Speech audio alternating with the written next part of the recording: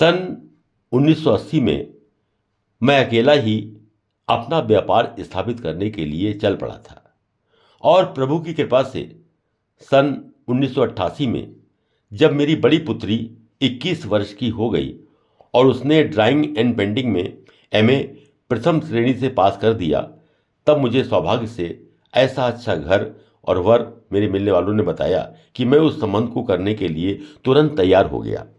मैं बड़े भाई साहब श्री मूलचंद जी और हमारी बुआ के पुत्र श्री ताराचंद जी के साथ श्री रामनाथ जी गर्ग चार्टर्ड अकाउंटेंट जो नेहरू नगर में रहते हैं, उनसे अपनी पुत्री अर्चना के लिए उनके पुत्र नवीन गर्ग एलएलबी का हाथ मांगने गया। एक या दो बार की वार्तालाप के बाद परिवार ने और बच्चों ने एक दूसरे को देखा और पहली बार में ही सौभाग्य से ये संबंध तय हो गया।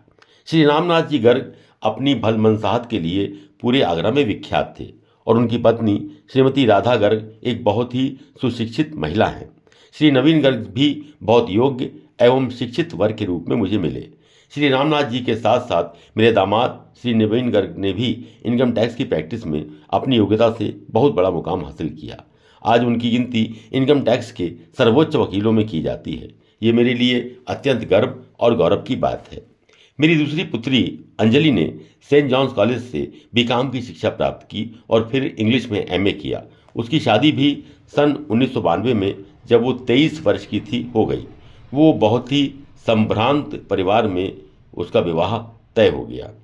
श्री दिनेश चंद जी उस समय यूपी इलेक्ट्रिसिटी बोर्ड के आगरा में चीफ इंजीनियर थे और श्री मोहित चंद्र जो उनके सुपुत्र थे, उन्होंने रुड़की यूनिवर्सिटी से इंजीनियरिंग किया था और सन 1989 में ही रेलवे की सर्वोच्च इंजीनियरिंग सर्विस में चयन हो गया था।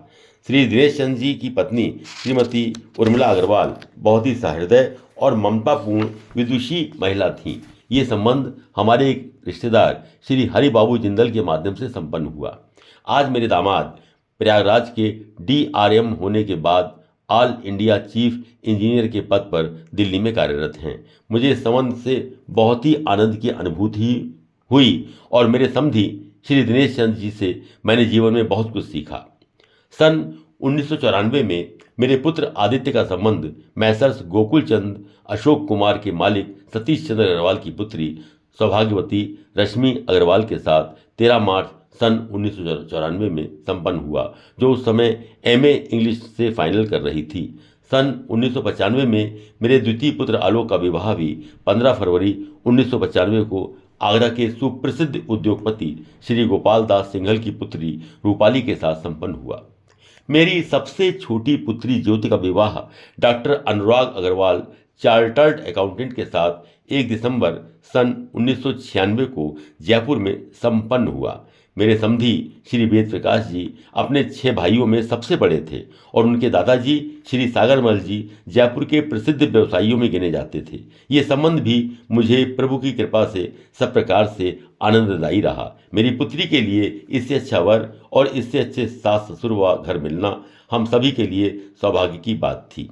जहां मैंने सन 1980 में अपनी नई शुरुआत की थी, ये सिर्फ प्रभु की कृपा ही थी कि मैं इतने अल्प समय में अपने बच्चों को शिक्षित कर उन्हें व्यापार में स्थापित करने एवं उनके सफल वैवाहिक संबंध कराने में समर्थ हुआ। मेरे दोनों पुत्र स्वतंत्र रूप से अलग अलग कंपनियों का कार्यभार संभाल रहे थे। बड़ा पुत्र आदित्य भारत व्यवसाय प्राइवेट लिमिटेड के डायरेक्टर के रूप में और आलोक स्टर्लिंग इंटरप्राइजेज प्राइवेट लिमिटेड के डायरेक्टर के रूप में काम संभाल रहे थे। मैं दोनों कंपनियों के चेयरमैन के रूप में काम कर रहा था। ये सारा कार्य सम्यक रूप से तीव्र गति से बढ़ रहा था। सन 1996 में मैं अपने 5 बच्चों की शादी की जिम्मेदारी से मुक्त हो चुका था। उस समय मेरी आयु 59 वर्ष की थी, यानी मैं वानप्रस्थ के प्रारंभिक काल में प्रवेश कर चुका था। मैं अपने विद्यार्थी जीवन एवं गृहस्थ जीवन को सफलतापूर्वक चलाते हुए अपने सामाजिक उत्तरदायित्व के प्रति भी सजग हो गया था। मैं सन 1967 से आगरा जेसीस का सदस्य बना और सन 1972 में इसका प्रेसिडेंट बना।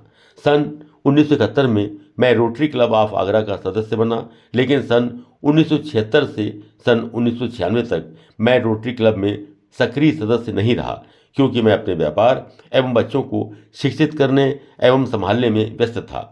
सन 1999 में मैं रोटरी क्लब ऑफ आगरा का प्रेसिडेंट बना।